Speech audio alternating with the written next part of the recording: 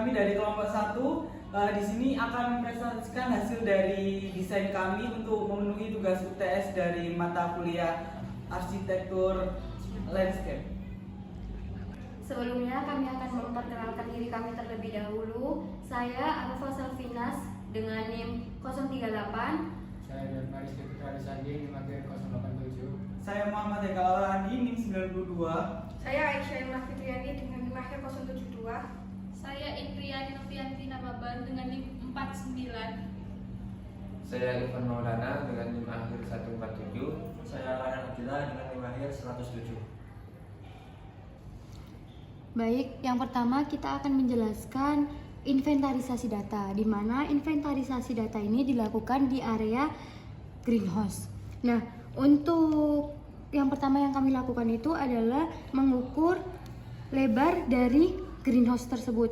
Lebarnya ada 10,21 cm, kemudian tingginya 5,83 cm, dan selanjutnya kami mengukur tinggi dari pintu utama yaitu 2,4 cm dan lebarnya 2,2 meter. Begitu juga untuk pintu yang belakang. Kemudian untuk luas dari depan greenhouse itu ada rerumputan di mana luasnya itu ada 10,21 meter dan untuk panjangnya adalah 9,6 cm. Kemudian di area depan greenhouse ini terdapat beberapa pohon. Yang pertama ada pohon kayu putih, kemudian ada jeruk nipis dan jeruk nipis lagi. Kemudian ada kolam yang terbengkalai, di mana kolam terbengkalai ini memiliki tinggi 5,9 meter dan lebar 1, meter. Kemudian di samping timur dari greenhouse itu ada traktor. Selanjutnya analisis. Yang pertama, kondisi greenhouse yang kurang terawat perlu untuk dirawat. Yang kedua, pintu sisi utara yang rusak perlu diperbaiki. Untuk analisis yang ketiga, traktor bagian timur greenhouse yang rusak perlu untuk dipindah. Yang keempat, pohon kayu putih dengan kondisi yang baik perlu dirawat. Analisis yang kelima, pohon jeruk purut dalam kondisi baik dan perlu dirawat. Analisis yang keenam, kolam kecil di depan greenhouse bagian timur untuk dibuang atau dihilangkan. Di sini ada beberapa konsep. Untuk yang pertama ini ada konsep yaitu dengan membuat jalan di setapak untuk masuk ke dalam greenhouse. Kemudian pada sisi kanan ini ada kebun tanaman, kemudian ada gazebo, ada jalan untuk menuju gazebo, ada wastafel, kemudian kolam yang tadi akan diperbaiki, dan kemudian kita akan tetap memasang pohon kayu putih, pohon jeruk 2, dan membuat area rumput. Kemudian untuk pada dinding di depan greenhouse akan ditanami tanaman mint yang merambat. Untuk konsep yang kedua yaitu di pinggir jalan greenhouse sebelah kiri itu ada pot bunga sebanyak 6 pot dan juga dikasih jalan di sini.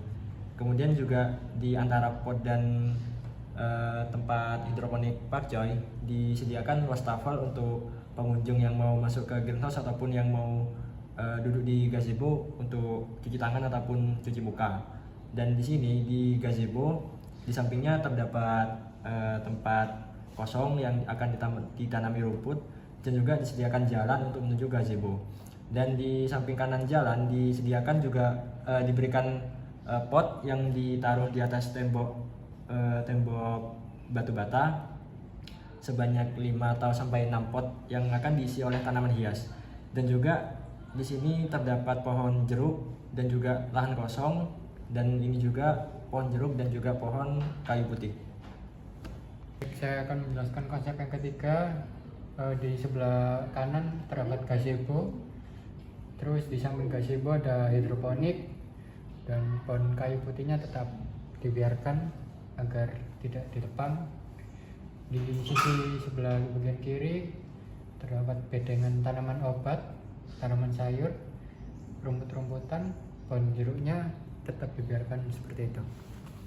Dari ketiga konsep tersebut yang ada di atas, kemudian kami mengambil konsep di bagian nomor 2, di mana serpent ini terdiri dari greenhouse, kemudian ada tanaman pot bunga. Di sini kami mengisi tanaman pedal plant. Kemudian di sini ada wastafel, di mana wastafel ini digunakan untuk saat mencuci tangan ataupun yang berkaitan dengan greenhouse.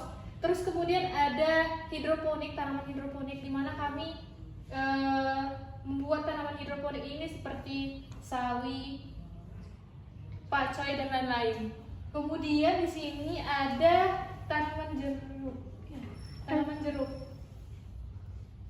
Baik, selanjutnya di sini di set plan ini kenapa kita masih mempertahankan pohon kayu putih, terus kedua pohon pohon jeruk, karena di sini manfaatnya di pohon kayu putih ini dapat bisa digunakan untuk naungan terhadap hidroponik ini. Dan di sini ada gazebo dan kedua jenis tanaman jeruk. Di sini kenapa masih dipertahankan? Karena ketika mahasiswa mengerjakan tugas dan pohon ini masih berbuah, itu dapat dimanfaatkan oleh mahasiswa. Dan di sini juga ada pot bunga. Pot bunga ini kenapa? Karena dapat dimanfaatkan sebagai estetika terhadap kondisi greenhouse-nya. Baik, cuma ini yang bisa kami jelaskan. Sekian pemaparan dari kelompok kami. Terima kasih. Wassalamualaikum warahmatullahi wabarakatuh.